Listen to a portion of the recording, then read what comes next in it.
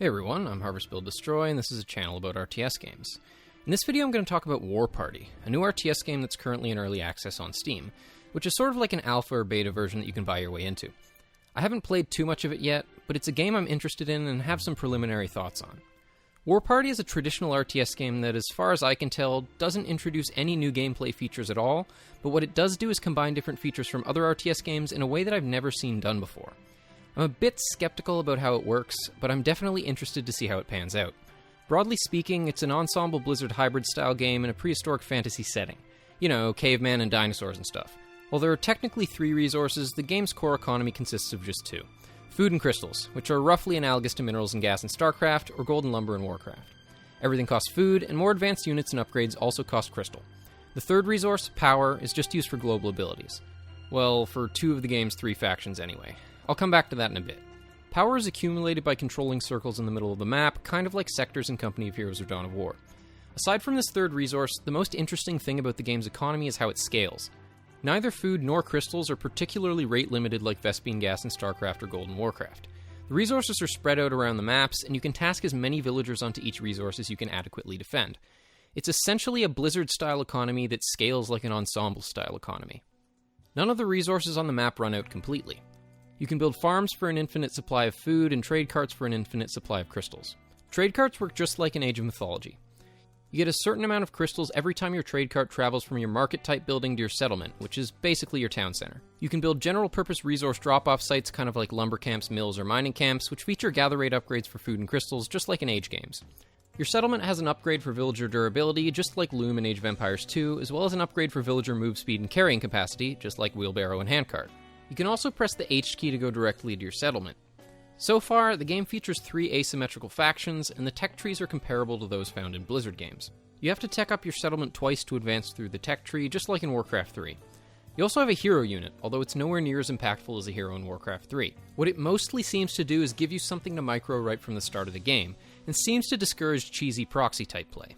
Most of the map's resource nodes are protected by creeps, who drop small amounts of food when you kill them. As your hero levels up, you get to pick talents, which give you small passive bonuses. If your hero dies, you can rebuild it at your settlement for a nominal fee. I'm interested in seeing how Warparty's meta pans out, if it even achieves a large enough player base to have a meta in the first place. Right now, in early access, there aren't very many people playing it yet. I'm curious to see how well this style of economy works, but my gut instinct is that it won't work as well as those found in either of the franchises it borrows from. It appears to be a mechanically demanding game, which I like, but its economy design seems to me to be lacking in subtlety. In StarCraft and Age of Empires, scouting your opponent's economy gives you a lot of meaningful information about what your opponent is capable of. Vespene gas is gathered at a fairly low rate per geyser, so your ability to build your most threatening units, tech up, and research upgrades is limited by how many bases you have. You have to be able to defend a base to reap any benefits from it, so you have to decide when to expand and how to use your limited Vespene gas based on what your opponent is doing. This gives you a lot of agency as a player to predict what your opponent is doing and adapt accordingly, and without this dynamic, I suspect that Warparty will feel a bit random and chaotic in comparison. Age of Empires' economy accomplishes something similar in a different way. In Age of Empires, instead of deciding when to expand like you do in StarCraft, you have to decide how much gold you want to gather. Gold is only useful for military units and upgrades, so any gold you gather that you're not actually using is wasted villager work time that could have been used to gather more food and wood, which in turn could have been used on more villagers, town centers, and economic upgrades. If you'd done that in the first place, you would have had a significantly larger economy at whatever point you decided to shift to military production, and consequently you would have been able to make a much larger army.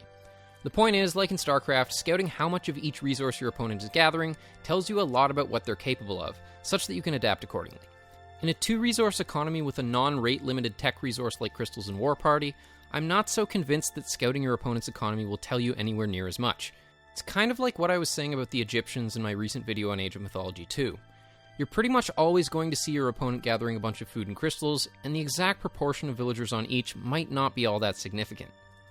Also, as I mentioned before, there's one faction that uses the power resource differently than the others, and that's not a mechanic that I'm particularly fond of either. I don't think it's ever a good idea for resources to be used for fundamentally different purposes by different factions in the same game.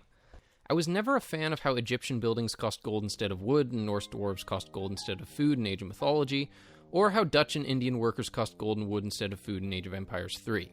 Many of the Vithara's units and upgrades cost power in addition to food and crystals, and the distinction between what crystals and power are respectively used for doesn't seem entirely clear to me. The way you gather it is a bit clunky too, as I see it.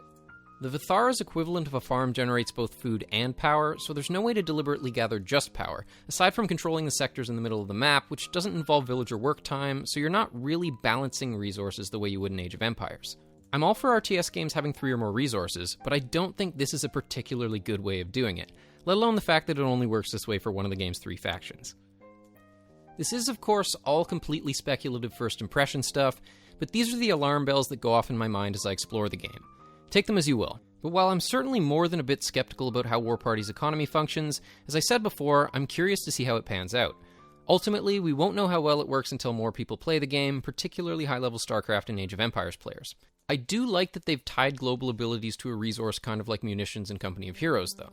I've always wanted to see how a resource like that would work in a more traditional RTS game, although I would have preferred to see it gathered in a way that involves sacrificing villager work time. As for the game's interface, it feels okay. Selecting an individual villager is finicky. The sound design is solid, but I feel lukewarm toward the visuals. The different buildings don't look distinct enough for my tastes. I'm also not a big fan of the fact that there's no grid layout for the map, especially since the maps are somewhat wide open. Given the way the game's economy scales, losing a group of workers is a big deal, so being able to wall off effectively would be nice. On that note, there are no air units in the game. This might not make much sense in the context of Warparty's prehistoric setting, but I think it was probably a good decision gameplay-wise. If there were pterodactyls and so on, it would probably be too easy to kill your opponent's workers with air units, and would likely force players to make a bunch of otherwise unnecessary static defenses, which would probably make the game both less interesting and less fun. Anyway, that's about all I have to say about Warparty for now. Even if its formula doesn't end up working well, I think it will be an interesting experiment in RTS economy design, and I'm looking forward to seeing the results. That's all for this video. Thanks for watching. If you enjoyed it, rate, comment, subscribe, share, and hit the notifications bell. See you soon.